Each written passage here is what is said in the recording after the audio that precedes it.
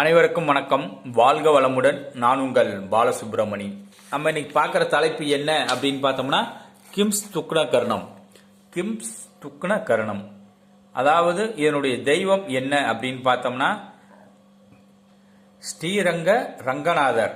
ரங்கநாதரை வழிபாடு செய்யலாம், அல்லது வைத்தீஸ்வரன் கோயில் உள்ள தன்வந்திரியையும் வழிபாடு செய்யலாம். ரங்கநாதரையும் வழிபாடு செய்யலாம், தன்வந்திரியும் வழிபாடு செய்யலாம்.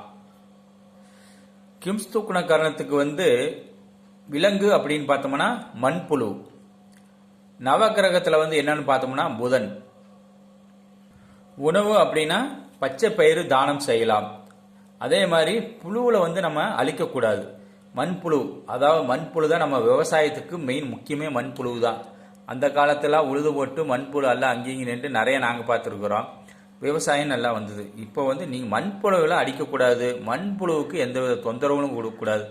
மண்புழுவை எடுத்தால் அதை தூக்கிட்டு போட்டு நசுக்கி கொள்வது, இந்த மாதிரி ஒரு சில டிக்கெட் செஞ்சுக்கிட்டு இருக்குது. ஒரு வேளை இல்லை உழுது போடுச்சுன்னா 4 மண்புழுவை அடிக்கிறது, அமுத்துறது, காலில் போட்டு முதிக்கிறது உழுவும் போது. மண்புழுவு தான் நம்ம விவசாயத்துக்கு மெயினே.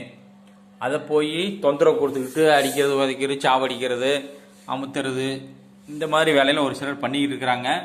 அதுவும் அவங்க கிம்ஸ் துக்ன கர்மா பண்ணிட்டாங்கன்னா அவங்க லைஃபுக்கு இதே பெரிய பாதிப்பு அப்படிங்கிற மாதிரி ஆயிரும்.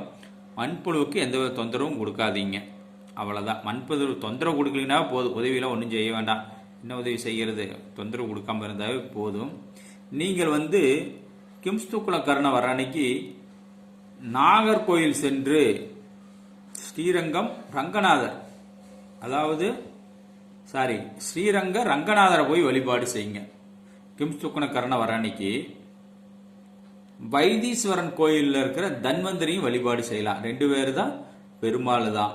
இதை வழிபாடு செய்யுங்கள். உங்களுக்கு புதன் திசை நடந்தாலோ, புதன் 6, 8, 12 மறைந்து நீச்சம் அடைந்து இருந்தாலோ, நீங்கள் பொதுவாகவே பெருமாள் வழிபாடு செய்யணும். பெருமாள் வழிபாடு அப்படின்னா கிம்ஸ் துக்ன கர்ணம் வர்ற அன்னைக்கெல்லாம் நீங்க வைத்தீஸ்வரன் கோயிலும் ரங்கநாதர் கோயிலும் போக முடியாது. உங்கள் அருகில் உள்ள பெருமாள் கோயில் சென்று வழிபாடு செய்து வாருங்கள். அதாவது செஞ்சுக்கிட்டு வாங்க. ஒரு 4 பேருக்கு பாசி பருப்பு பாயாசம் வச்சு கொடுங்க. அது எவ்வளோ நேரம் ஆகும்? 10 நிமிஷத்து வேலை. வச்சு பெருமாளுக்கு நிவேத்தியம் பண்ணிட்டு வரலாம். வச்சு இல்லைன்னா கும்பிட்டு பெருமாள் முன்னாடி ஒரு 4-5 பேருக்கு ஆளுக்கு ஒரு டம்ளர் ஊற்றி கொடுங்களேன். அல்லது பச்சை பயிரில் ஏதாவது உணவு செய்யலாம்.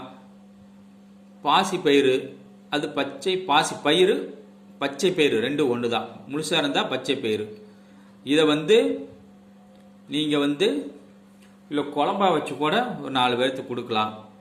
இல்லை இதுவே சாப்பாட்டில் குழம்பு வச்சு கிளறி பொட்டணம் கட்டி அதை 4-5 பேர்த்துக்கு தானம் செய்யலாம்.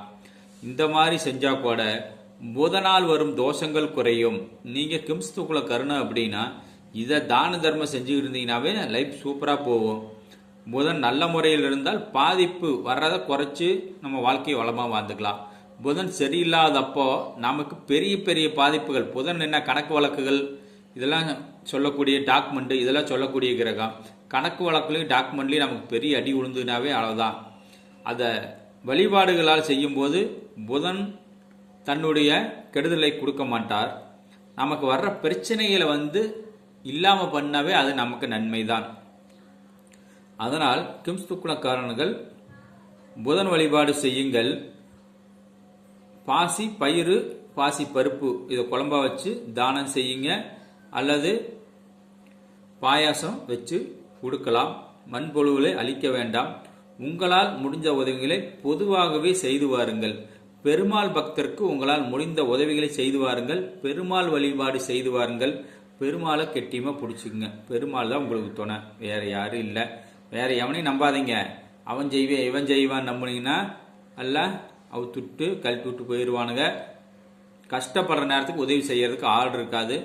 கிம்ஸ் துக்ன கர்ணத்தில் பிறந்தவங்க ரங்கநாதரையும் தன்வந்திரியும் பிடிச்சிக்குங்க. உங்கள் அருகில் உள்ள பெருமாளை விடாமல் பிடிச்சிக்குங்க. உங்களுக்கு பெருமாள் தான், அவ்வளோதான்.